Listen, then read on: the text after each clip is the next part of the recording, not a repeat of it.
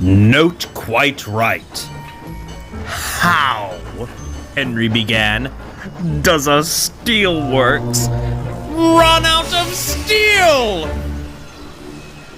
Henry the Green Engine had been sent to the steelworks to collect what one might expect, steel. However, what would normally have been several flatbeds loaded with girders and coils was instead replaced by a stout man with an abashed look on his face. Sorry, he said in an awkward chuckle. With your track beds being mended, it's restricted our regular ore deliveries. It's just too heavy to get it here without potentially damaging your beds more. And without iron in our furnaces, well, I think you know what that ends you up with. Henry just sighed.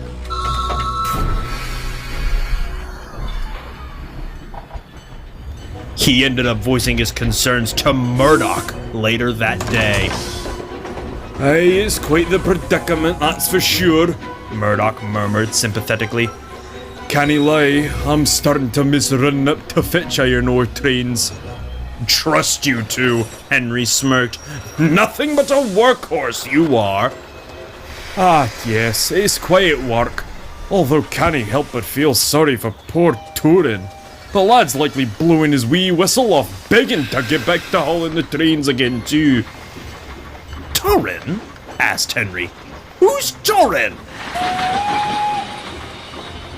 Torin was the Ironstone Mine's very own engine. He was always kept busy shunting and delivering mined ore to the steelworks at Tibneth, to passing it on to Murdoch at Vickerstown, who'd take it on to the steelworks at Barrow. He loved his work and keeping busy too. As such, when he heard that he was to stay at the mines for a while due to maintenance, he was less than pleased. Come on! When will I be able to go back out to the line? It's been weeks!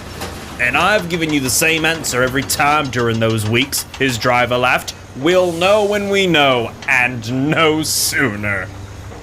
Torin pouted sulkily. The Fat Controller knows the steelworks and mine are important. I'm sure he's got everything sorted while we're cooped up here. But the Fat Controller didn't. In fact, he almost never received so many calls of complaints. Yes, I'm quite aware, Mr. Briefs. Oh, we're trying our best. Yes. Oh, we're almost done. Then your train shall run as usual. Please be patient. I'm doing my best. Sorry, love. The Fat Controller pinched the bridge of his nose and breathed as he set his telephone down. The station master came in. I certainly hope what you're in here for entails good news. I'd like to think so, sir.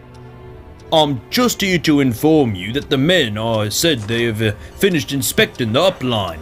They say it's all clear to lift the speed restrictions, although they still need time for the express and down line. Thank you, my good man, the Fat Controller said. That will do. The Fat Controller pondered. Yes. It'll have to do for the time being.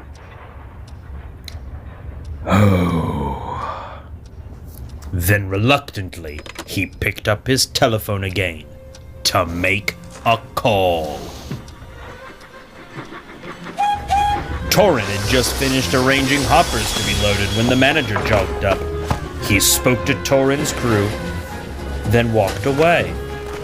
As he did, his crew smiled. Looks like no more nights at this mines for you, said the fireman to his engines. We've got trains to take. Torin's eyes lit up. Yes, about time, he whistled. Starting that night, the Fat Controller ordered Torin to begin taking trains during the night when it was less busy. It's highly irregular, the controller muttered, but it's better than explaining to the board why my engines are being sent to collect air. With only the up line available, and Torin needing to run down the line, signals were unavailable. Instead, the signalmen were all given notes, to which Torin's crew had to stop and collect at each signal box. Then, with their notice, they'd continue crawling their way down the line. The signalman would then call the next box. It was insipid work and took a long time. It didn't help with the trucks being heavy and full, which only made stopping and starting more of an inconvenience. But Torin didn't mind too much, though. He was pleased to be out of the mines at all. One night, Torin was waiting to leave for the mine. His crew had to wait for the foreman to give them their notice. "Can we go anytime soon?" Torin moaned dramatically. "My wheels are practically rusting over here." "Patience, boy," his fireman said, tapping his cab. "He'll be here." And he was a few minutes later.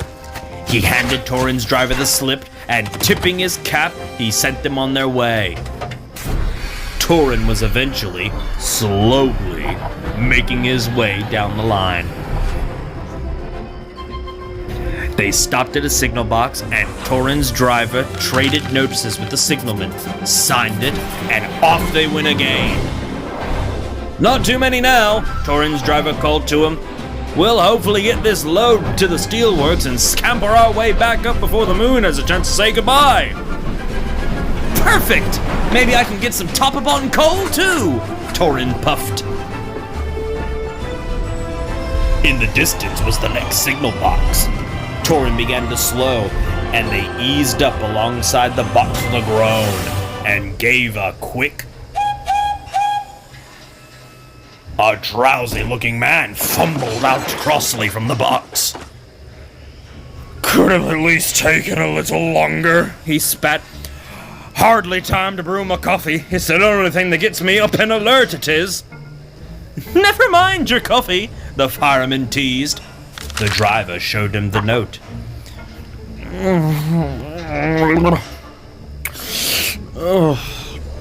It seems orderly, The signalman grunted sleepily, trading the paper slips. It read, "Engine 416 to proceed on up line. Wrong direction. Hold at Kronk box to allow goods to pass." The crew thanked the signalman, and the train set off into the night again. They made the best speed they could, and eventually the next signal box lights loomed in the distance. Torin whistled as he grew to a halt. A much friendlier man stepped out this time. He was new. "Oh, evening all."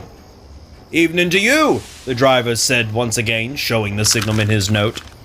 The signalman took it and read it, scrunched his eyes, face turned funny, then read it again. "Hold that Gronk," he examined. A bit of a blot here, but... well. I'll see to it that you're set on up the loop. Have a pleasant night." And as usual, handed him a new note. "Thank you," Torin called, and with another whistle, he moved off as the signalman went back into his box.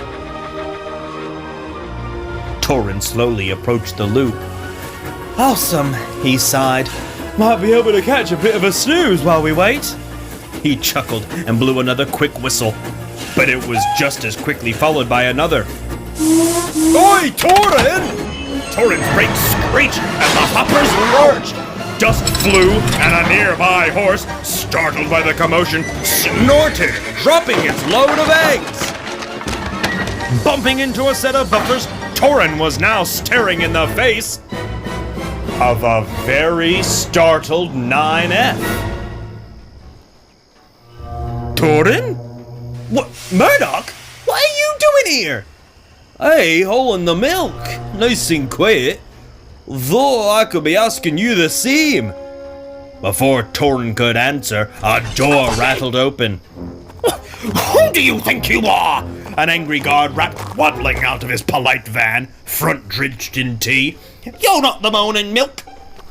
And you're not an empty loop, the other guard replied, front also coincidentally drenched in tea.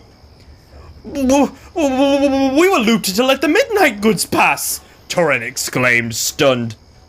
Sorry, Murdoch retorted quietly. Just then, a third whistle was heard. Douglas rumbled round the corner. Gosh sakes! He exclaimed. Fortunately, he wasn't going awfully fast and was able to stop beside Murdoch and Torin, and in front of the train of ore, fouling the line. Oh, what are you two doing? The Black Scot wheezed. I need to get through. I've got goods bound for the mainland over here. You're blocking the line. The crews and guards began to argue. Then, collectively nodding, they all split up, with the firemen and Douglas's guard going to one box, and the drivers and Torin's guard going to another, whilst Murdoch's guard went to the station to make a call. Torin's last signalman was on his terrace when the drivers and guards stormed up. Oh, hello again, fellas, he smiled. What's brought you back so soon? 3 trains jammed up at the loop his way, Douglas's driver spat. You sent us into an already occupied loop, Torin's guard asked.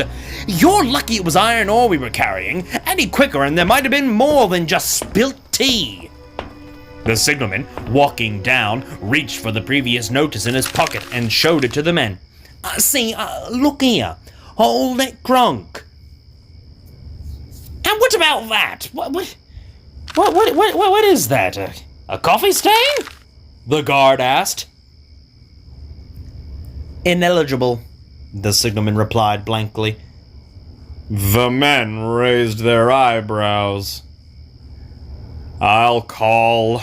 He went back to the cabin and came back a few minutes later. Box, the signalman said sheepishly. Hold it, Kronk. Box, that says. My fault. The men sighed and thanked the signalman as they trudged back to the loop.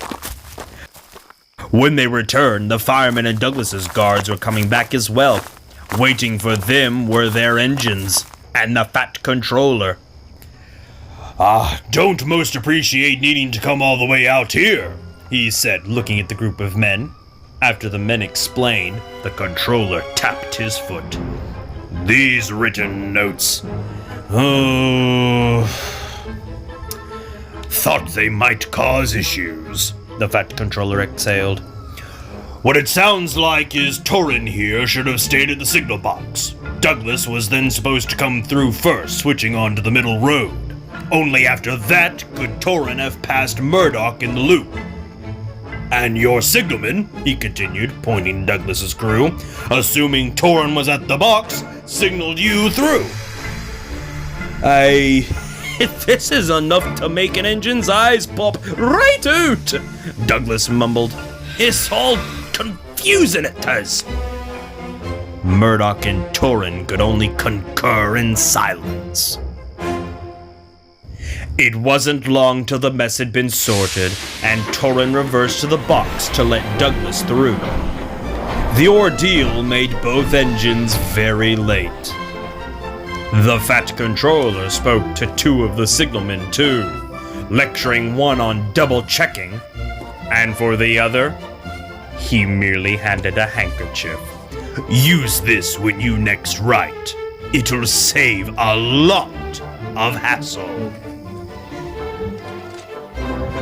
A few days later, the main line had been fully inspected, and traffic officially returned to normal. Torin returned to taking his regular trains to Tidmouth and Vickerstown too. Murdoch and him are happy to be pulling iron ore again, and to be not using notes anymore.